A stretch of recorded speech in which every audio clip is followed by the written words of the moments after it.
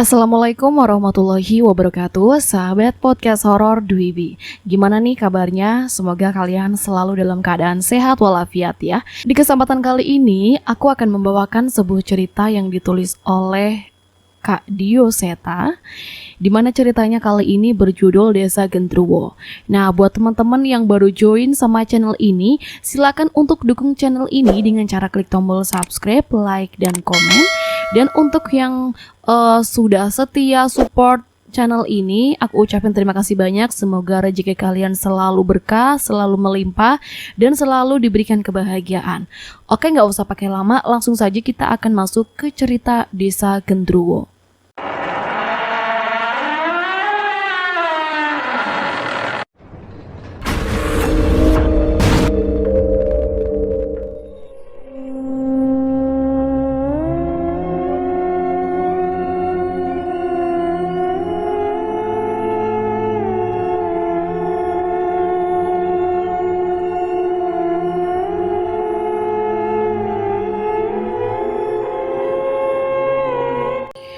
Malam ini terjadi lagi, Pak Le dan Bule datang ke pohon besar di belakang rumah. Mereka menghantarkan sesaji ke pohon besar itu lagi. Aku sudah tidak heran dengan hal itu lagi dan kembali mencoba untuk tertidur. Sayangnya, aku melupakan satu hal. Setiap Bule dan Pak Le mengunjungi pohon itu, dia pasti akan muncul tepat saat pintu lemari terbuka dengan perlahan. Aku segera menarik selimutku dan menutup wajahku. Aku yakin makhluk di atas lemari itu pasti akan muncul. Sosok itu beberapa kali menggoyangkan pintu lemari dan mengeram. Kali ini aku hanya berusaha untuk menahan rasa takutku dengan menutup wajahku dengan selimut hingga sosok itu menghilang. Aku terbangun saat terdengar suara dentuman yang keras dari dalam rumah. Lampu kamar tidak menyala. Aku mencoba menyalakannya, namun tidak berhasil. Sepertinya listrik di rumah ini mati. Aku pun segera meninggalkan kamar ingin mencari tahu asal suara itu. Tapi Mbok Yatmi tiba-tiba menahanku sembari membawa sebuah lilin. Dia seolah berjaga di antara kamarku dan kamar Bayu. "Dok, malam ini tidak ada yang boleh keluar kamar," ucap Mbok Yatmi dengan wajah yang terlihat begitu serius. "Kenapa, Mbok? Ada apa?" "Sudah, tidak usah banyak tanya. Cepat masuk ke dalam," perintah Mbok Yatmi yang tiba-tiba menjadi lebih tegas dan lebih misterius dari biasanya. Satu saat aku melihat bayangan yang besar terpantul dalam cahaya api lilin Mbok Yatmi. Bayangan itu bergerak seperti berjalan secara perlahan. Saat itu, bulu kuduku berdiri merasakan keanehan. "Masuk sebelum terlambat." Kali ini Mbok Yatmi berbicara tanpa menoleh ke arahku. Kali ini aku lebih memilih membunuh rasa penasaranku dan masuk ke dalam kamar. Beberapa kali suara dentuman terdengar. Sangat sulit buatku untuk tertidur. Hujan pun mulai turun menimbulkan suara yang membuatku semakin gelisah. Suara hujan itu tidak seperti biasa. Terkadang suara seolah mereda dan kembali deras, tapi tidak seperti itu. Suara itu lebih mirip seperti ada sosok besar yang melintas dan menghalangi hujan jatuh langsung ke tanah. Tiba-tiba malam itu terasa semakin mencengkam, apalagi saat daun jendelaku bergetar dengan sendirinya. Aku yakin sudah mengunci jendelaku. Apa mungkin sesuatu membuatnya longgar? Aku pun meninggalkan kasurku untuk memeriksa dan mengencangkan jendela. Namun, baru saja aku menyibakkan kain gordennya, aku terjatuh. Apa itu tadi? Aku terjatuh saat melihat sesuatu dari kaca jendela. Ada sebuah mata besar berwarna merah dari makhluk yang merunduk, seolah mencoba mengintip ke dalam ruangan itu. Makhluk yang begitu besar dengan bulu-bulu berwarna hitam. Walau hanya sesaat, aku mengingat wajah itu penuh dengan kulit dan bulu yang terkelupas. Rasa penasaran membuatku berdiri dan mencoba menyibakkan gorden itu lagi. Tapi kakiku gemetar. Bagaimana kalau sosok itu masih berada di sana? Aku pun memilih untuk menahan niatku dan menjauh dari jendela.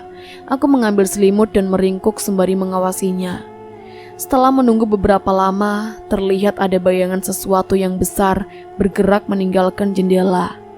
Gorden yang sebelumnya gelap kini terlihat sedikit lebih terang dengan cahaya bulan yang menerpa kaca jendela. Beberapa saat kemudian, lampu dan listrik rumah mulai menyala.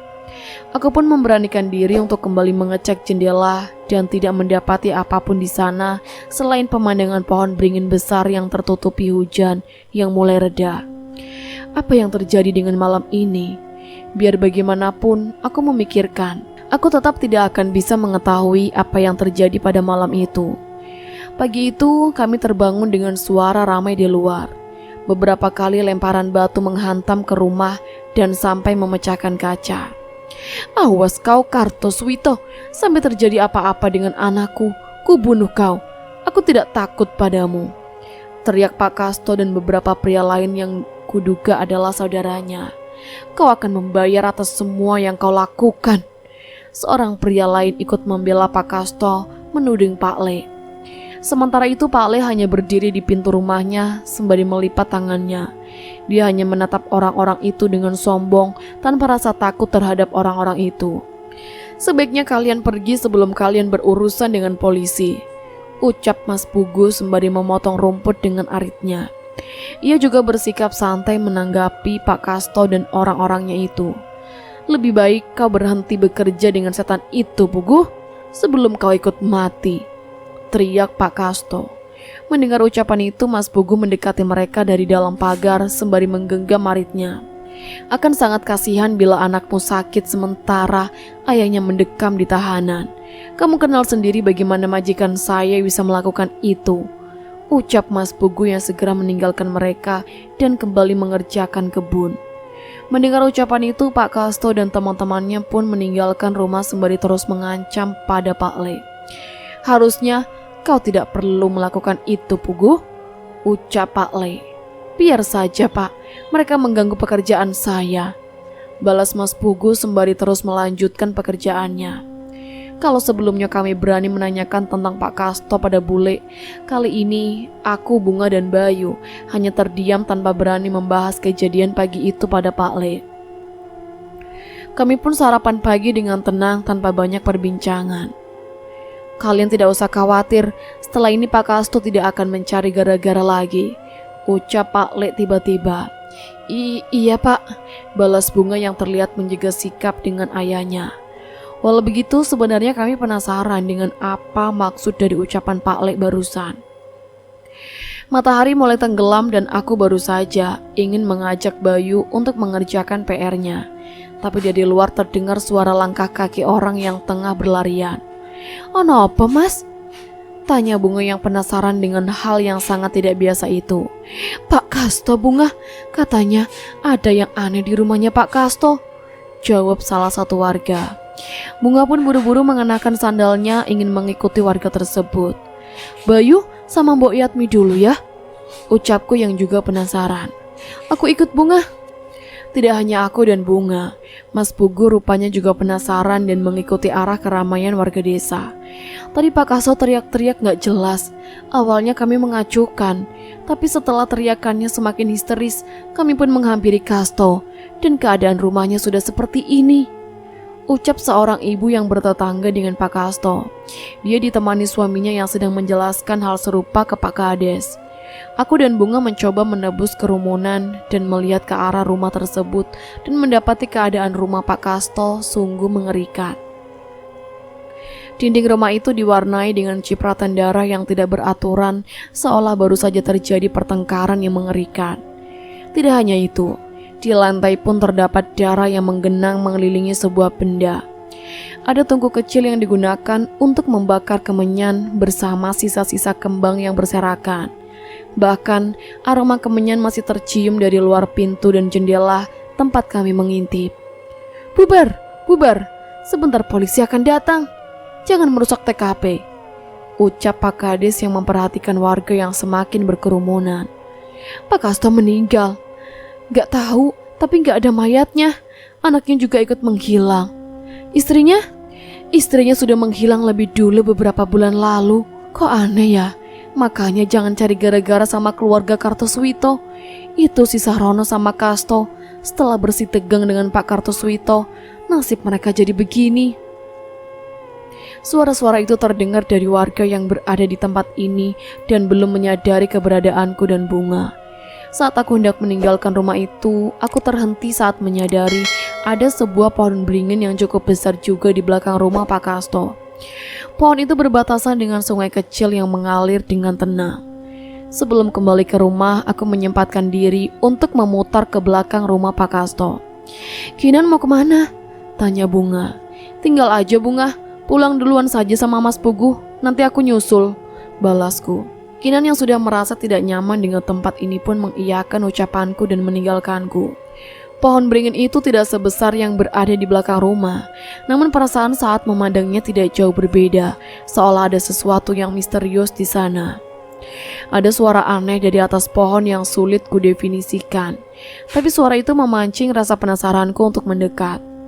Di atas pohon dengan akar yang menggantung itu terlihat sesuatu yang tidak begitu jelas. Aku memejamkan mataku untuk memperjelas penglihatanku di gelapnya malam ini. Dan benar, ada sesuatu di atas pohon beringin itu. Tidak dapat kupercaya. Aku gemetar dengan mata merah dari balik dedaunan yang menyadari kehadiranku. Sosok itu menoleh ke arahku sejenak dan kembali berpaling melanjutkan apa yang tengah ia lakukan, seolah tidak peduli kepada aku. Aku pun mendekat untuk melihat lebih jelas. Namun apa yang ada di hadapanku jauh lebih mengerikan dibanding apa yang ada di dalam rumah. Di atas pohon itu, sosok makhluk besar yang mungkin tingginya 3 kali manusia normal tengah mencabik-cabik dan menggigit tubuh yang bisa ku kenal bahwa itu adalah Pak Kasto.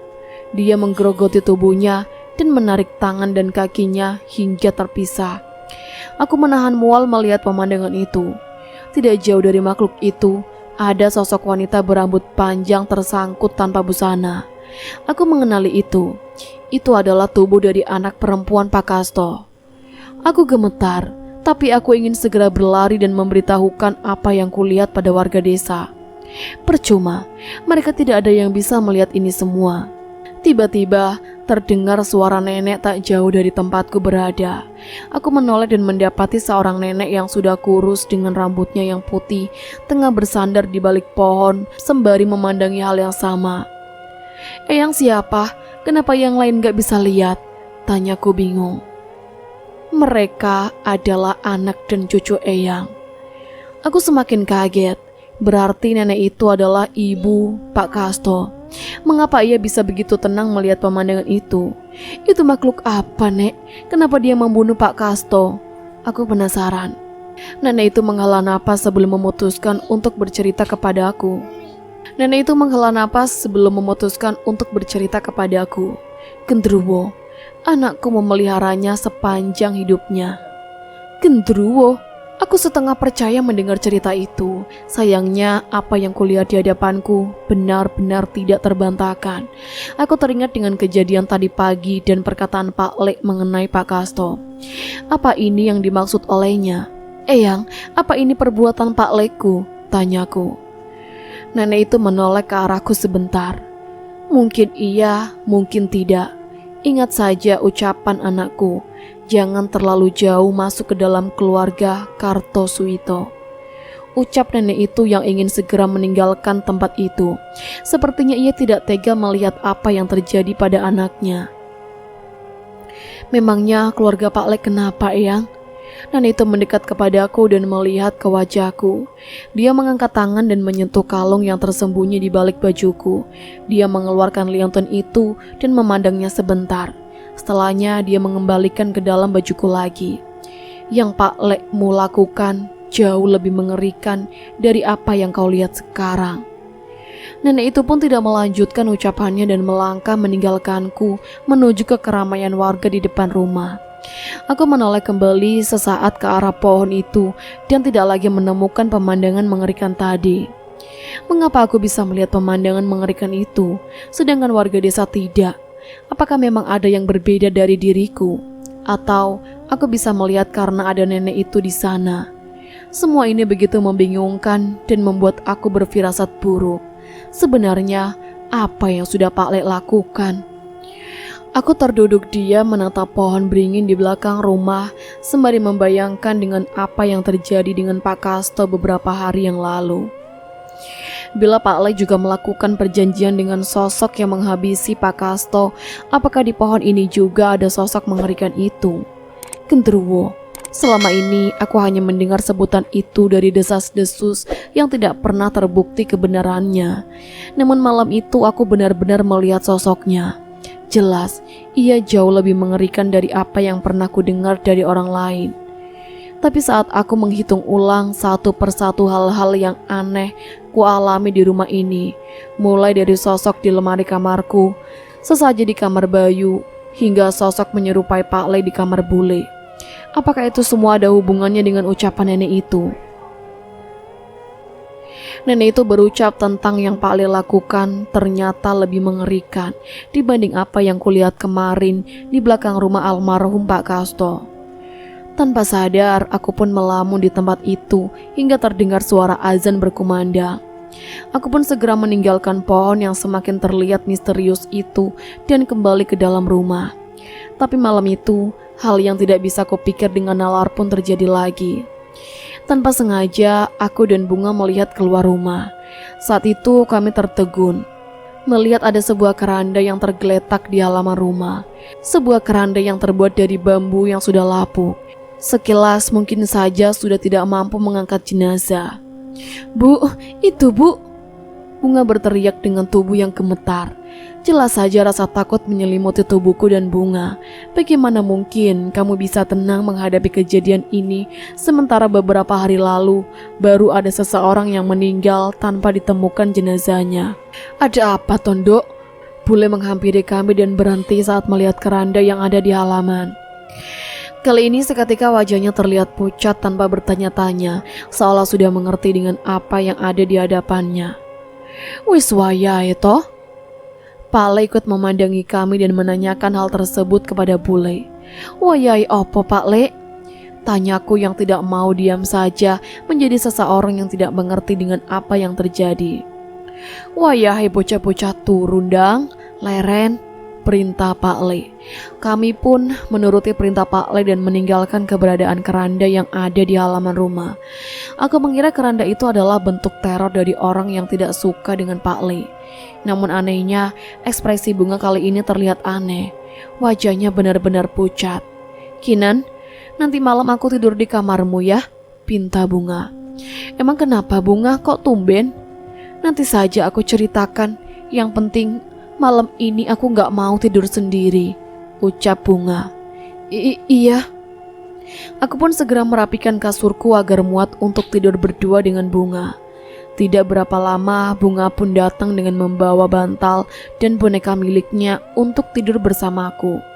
Gak apa-apa kan Kinan? Tanya Bunga. Ya ndak apa-apa lah, kayak sama siapa aja, ucapku yang mempersilahkan Bunga untuk tidur di kasurku. Namun sepertinya dia belum berniat untuk segera tidur. Sembari merapikan buku-buku pelajaranku di meja, aku melihat Bunga yang melamun dengan tatapan kosong. Sudah, gak usah khawatir. Tadi aku dengar Pak Le sudah meminta Mas Pugu buat menyingkirkan keranda itu, ucapku. Bunga menatapku sebentar dan kembali dengan wajah cemasnya. Ini bukan pertama kali Kinan, ucap Bunga setengah tidak yakin. Maksudnya? Bunga memainkan jari di pangkuannya dengan raut wajah cemas. Ia seolah merasa tidak yakin untuk bercerita. Iya, dulu waktu aku kecil pernah ada kejadian seperti ini. Sepertinya Bunga mencoba menceritakan sesuatu, namun dia seperti ragu-ragu dan cemas. Bunga bercerita bahwa kemunculan keranda tadi seolah membuka ingatan Bunga akan sesuatu yang sebenarnya sudah lama dia lupakan. Dulu aku masih seumur Bayu, mungkin lebih kecil lagi, ucap Bunga. Saat itu tiba-tiba Bule kaget dengan kemunculan keranda di depan rumahnya. Bunga tidak begitu paham apa yang terjadi. Dia hanya melihat Bule menangis sembari memeluk Pak Le. Sementara Pak Le hanya menatap keranda itu dengan tatapan yang dingin. Aku ini bukan anak pertama Kinan, ucap Bunga. Sing bener, tapi dari dulu waktu aku kecil, aku taunya kamu anak pertama Pak Le, tanyaku. Bunga menggeleng. Sebelumnya aku punya seorang kakak perempuan, tapi gak ada yang pernah tahu tentang dia, jelas Bunga. Hah? Tapi masa ibuku sampai nggak tahu juga?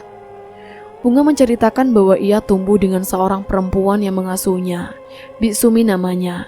Dia tinggal bersama Bule dan Pak Le jauh sebelum Mbok Yatmi bekerja di rumah ini. Sepengetahuan Bunga, Biksumi memiliki seorang anak perempuan. Bunga mengenalnya dengan nama Canting. Umurnya mungkin selisih 5 tahun dari Bunga, hingga seringkali dia membantu mengurus kebutuhan Bunga untuk membantu Biksumi. Saat itu rumah Pak Le belum sebesar sekarang. Dia hanya memiliki tanah dengan rumah yang ala kadarnya. Menurut Bunga, Pak Le juga sering mendapat cemoohan dari warga desa. Namun Pak Le hanya bisa menahan rasa kesalnya menerima cemoohan itu. Bunga sendiri tidak bisa mengingat tentang cemoohan apa yang dilemparkan warga pada Pak Le. Sampai suatu ketika keranda itu datang. Pak Le dan Bule menyingkirkan keranda itu. Namun keranda itu datang lagi di hari berikutnya. Kalau sebelumnya Pak Le menatap keranda dengan raut wajah yang dingin, kali ini Pak Le menatapnya dengan raut wajah yang pucat, seolah takut akan sesuatu. Saat itu mereka meminta Biksumi membawaku ke dalam kamar menemaniku untuk tidur. Sementara Pak Le dan Bule malah berada di depan bersama Canting sembari memeluknya. Malam itu sembari menemani Bunga, Biksumi sesekali terisak. Dia benar-benar seperti menahan kesedihannya tanpa tahu harus melakukan apa. Bunga penasaran, namun Biksumi meyakinkan Bunga agar tidak usah khawatir, hingga akhirnya Bunga pun bisa tertidur. Pagi setelahnya Bunga terbangun dengan seluruh rumah dalam keadaan tertutup dan lampu dimatikan. Seluruh gorden tertutup dengan kondisi rumah seolah terlihat tidak ada orang bila dilihat dari luar. Bule yang menyadari bahwa Bunga terbangun pun segera menghampirinya dan mengajaknya masuk ke dalam kamar lagi. Namun saat itu, Bunga sudah sempat melihat keberadaan keranda dengan Canting yang berada di dalamnya. Biksumi berada di sebelahnya sembari menyiramkan air kembang beberapa kali dengan sebuah siwur. Bunga saat itu takut hingga tidak mampu berkata-kata. Namun sebelum ketakutannya membuatnya bertanya-tanya pada Bule, tiba-tiba Pak Le datang menghampiri Bule di kamar Bunga. Kalau dia sudah melihat, pakai ini saja. Pak Le memberikan 2 buah daun hitam kepada Bule. Bule pun menutupi kedua mata Bunga dengan daun itu. Dia merasa pikirannya begitu tenang hingga akhirnya Bunga benar-benar melupakan kejadian itu. Baru saat tadilah dia kembali teringat saat melihat keranda itu kembali. Entah beberapa hari setelah kejadian itu, di dalam kelinglungannya, Bunga mengantar kepergian Biksumi pergi dari rumah itu. Dia sempat bertanya mengapa Biksumi pergi, namun Bule hanya menjawab bahwa tugasnya sudah selesai. Saat berpamitan untuk terakhir kalinya dengan Biksumi, Bunga sedih. Tapi saat itu Bunga juga sedang linglung.